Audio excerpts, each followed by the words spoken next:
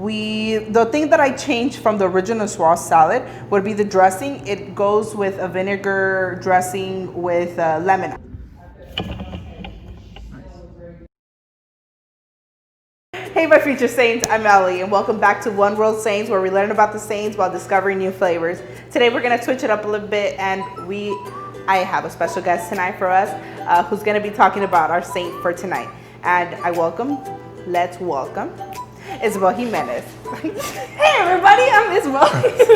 Welcome back to One World Saints with Ellie. Alright, we're going to be making a Niçois salad for you guys tonight. Alright, so this also includes some majority of the ingredients you would probably have at your household. If not, you'll find them in your local grocery stores.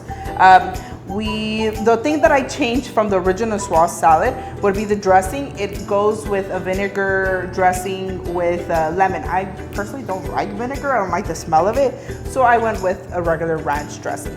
But it's up to your choice also. Any dressing would work as well. Switching any ingredients would work as well. But that is our salad for today. So the ingredients that I used, but you can switch them if you have other ingredients with it. I'm using some tuna. This one is tuna that is with oil, but you can use the water one as well. That's up to your own preference as well. If you want to use actual tuna, seared or chicken, it's up to your choice as well. This is your own type of salad. We're using green beans as well. Some potatoes, any potatoes work as well. My preference, ranch dressing. You can use the original vinegar to lemon dressing. I have some olives. You can use black olives, any olives. I have some cherry tomatoes because I like cherry tomatoes. You can use regular tomatoes. Some radish, right? And some boiled eggs, as well as your regular lettuce. You can use spinach, you can use any green leaf that you wish. So that is our salad that we are going to be creating for you guys tonight. Okay, so these are the ingredients that you need for your salad. Isabel is going to be introducing us the saint, and I'm going to be creating the salad as she is introducing it. Okay, so today's saint of the day is Saint Joan of Arc. So she was born in France to a peasant family, and she was born in 1412. So that was kind of a long time ago.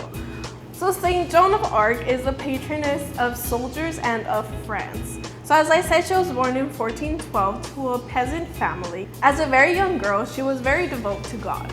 And as she was devout, when she was 13 years old, she gave her promise to God, so her promise of chastity. So imagine at that age, giving this promise that you're not gonna have relations or intimacy with anybody, you know? So at that age, she gave that promise to God, and at the age of 16, she heard a bunch of voices. You know, that sounds a little creepy, you know? Definitely creepy. But these voices came from various saints that I guess were in the past. So an example would be Saint Michael the Archangel. So Saint Michael voiced to her that she should drive the English out of the French territory. So after that, she then went to a commander and voiced what she had said and what she had heard from Saint Michael and the other saints, which was Saint Catherine and Saint Margaret, I believe. But the commander didn't believe her. So after that, she told some soldiers that she should be able to protect the king and be able to lead him into succeeding in taking back the territory from the English. So Saint Michael told her that they would win a battle, and that happened way before the battle even happened. So once it got back to the commander that the battle had been won, he finally believed her that these revelations that she was having was actually like true, you know? So after that, Joan of Arc was able to meet Charles VII, and he trusted her a lot, but his advisors did not. Yeah, it was really weird. But so because she had these revelations, these divine revelations, they were like, oh, we need to have you take some theological exams to make sure that, our enemies don't think that you're a sorceress or that you're doing acts of the devil. So she was then able to go to battle.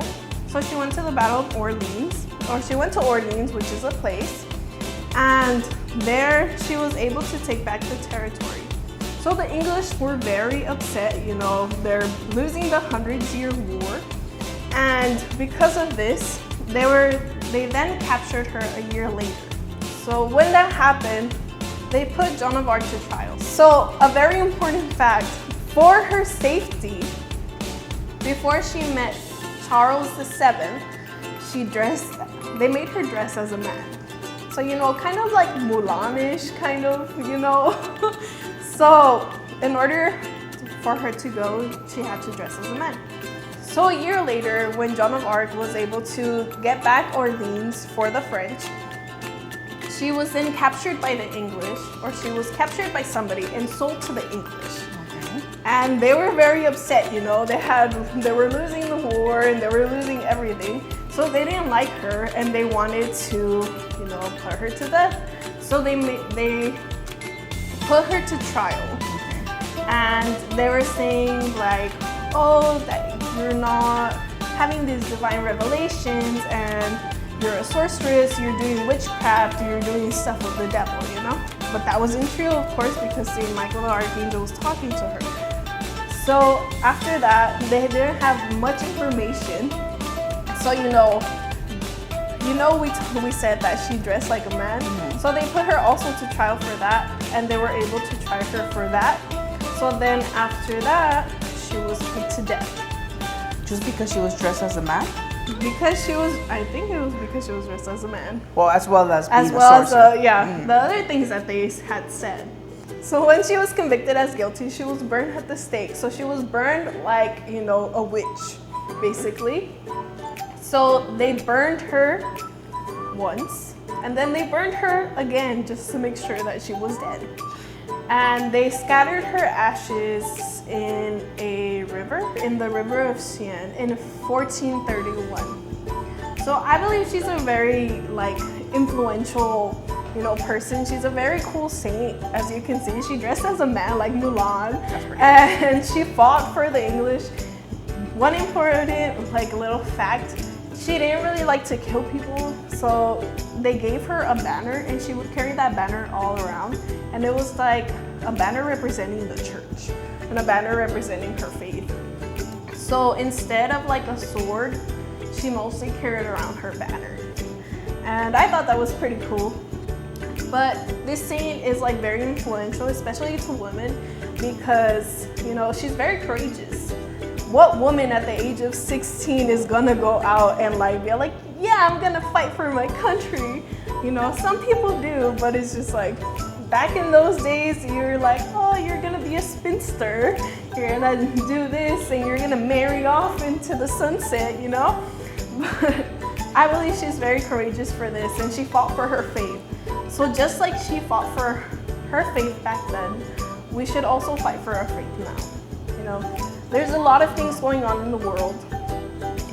We see every day millions of babies are being aborted. And there's a lot of things that are just, wicked. So like the church that we are, we should be able to stand up for our faith and stand up for those innocent voices, those indefensive voices that can't say anything. It's true. And we should take courage in that. Sometimes we shy away from saying anything to our friends because we feel like they're gonna judge us, because everybody thinks that being pro-choice is the thing to be now. But I say, be courageous, be pro-life, and anything that you disagree, or if something comes up and it's going against your faith, stand up for your faith. Amen. So, yeah. All right. So thank you, Isabel. That was our saint of tonight. And I think definitely the main thing we should definitely take away from this saint is to be courageous and stand up for your faith. At times it's very difficult, and majority she was a teenager, 16 years old. and maybe some of you guys are watching are also 16-year-olds or around that age, and it takes great courage to do such thing. But I don't think that should be something to stop us, our age. On the contrary, I think that should give us more hope and more strength to continue and encourage those that are around you. Exactly. Encourage those that are in your environment.